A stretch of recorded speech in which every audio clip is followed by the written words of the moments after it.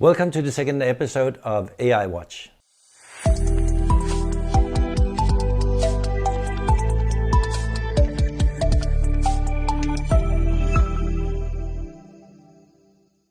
In this episode, we are going to be talking to Sapsford, and we'll be covering the areas of AI ethics from principles to practice.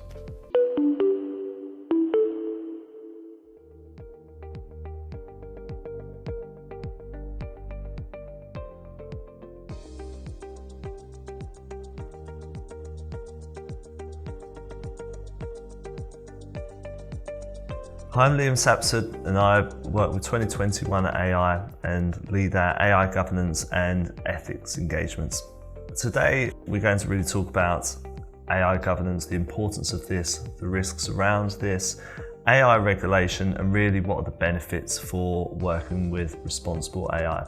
So if we talk about the risks of AI first and the challenges faced in this when it comes to responsible AI, as there's an increased adoption as well of AI across industries and its application as well, there's going to be a lot more of an increased need for AI risk management, compliance, assurance, as well as regulations and policies. Some staggering ones here are the likes of 70% of organizations do not actually have a fully operationalized and integrated responsible AI governance model. 56% of responsibility for AI compliance actually rests with the likes of Chief Digital Officer or even Chief AI Officer. Responsible AI is actually a cross-functional, but at the moment it's very siloed. It might just be with the data science team or it might just be with an ethics team, and it's how do we actually start to get organizations to collaborate around this to get the most output.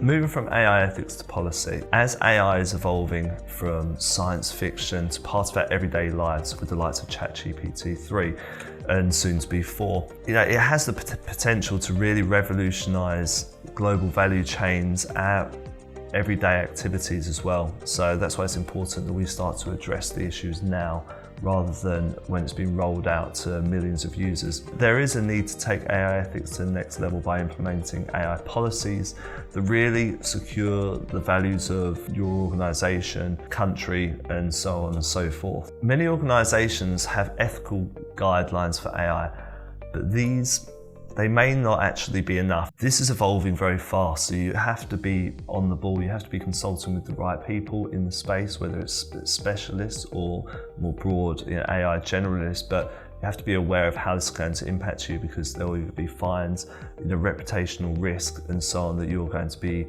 opening yourself up for. So if you're looking at the main players, you've got the UK, obviously the EU AI Act, you have the US and you have China, and they're all doing things in very different ways.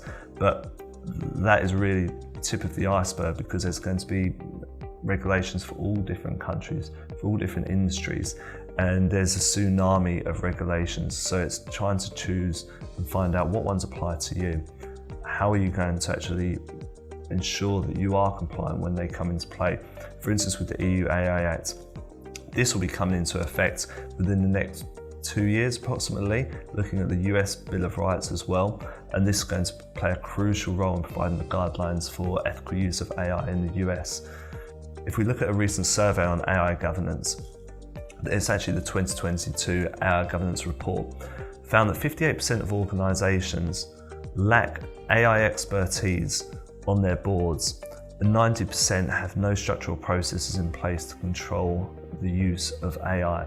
Additionally, 59% of board members are unaware of AI-related regulations, which is quite shocking really, because a lot of these organisations are probably going to be already using AI and looking at using it more. So the education here has to increase drastically. So to overcome these challenges, organisations need to invest heavily in responsible AI early. There's no point doing it in 2 years from now when you have lots of AI in production and everyone's got ChatGPT plugged into every part of their operation, for instance. Thank you for your time, and I've enjoyed discussing AI governance with you.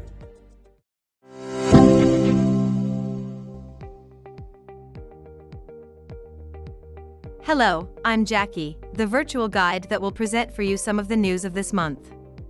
Are you ready for it? According to a recent report released by McKinsey, AI is set to have a significant impact on various business functions, including marketing, sales, supply chain, legal and risk, and service.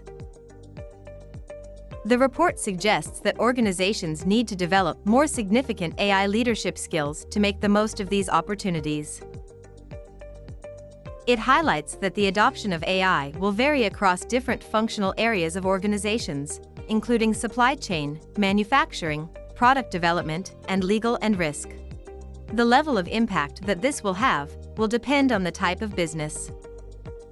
McKinsey also states that organizations planning to adopt significant deep learning efforts will need to consider a spectrum of options about how to do so. The range of options includes building a complete in-house AI capability, outsourcing these capabilities, or leveraging AI as a service offerings. In conclusion, this report clearly outlines the impact that AI will have on various business functions and the need for organizations to develop the necessary leadership skills to harness its potential fully. As we continue to advance technologically, it's essential to stay up to date with these developments to remain competitive in today's fast-paced business landscape. Now we're taking a closer look at the role of diversity in the development of artificial intelligence solutions. According to a recent survey by McKinsey, the average share of employees on AI development teams who identify as women are just 27%. Similarly, the average proportion of racial or ethnic minorities developing AI solutions is only 25%. What's even more concerning is that 29% of respondents say their organizations have no minority employees working on their AI solutions. In previous McKinsey studies, we can see that there is a correlation between diversity and outperformance in the development of AI solutions. Organizations where at least 25% of AI development employees identify as women are 3.2 times more likely to be AI high performers than those that don't. Similarly, organizations where at least 1/4 of AI development employees are racial or ethnic minorities are more than twice as likely to be AI high performers. In conclusion, the lack of diversity in AI development teams is a major concern, as it can lead to a lack of perspectives and biases in the development of AI solutions. However, the correlation between diversity and outperformance highlights the importance of promoting diversity in AI development teams.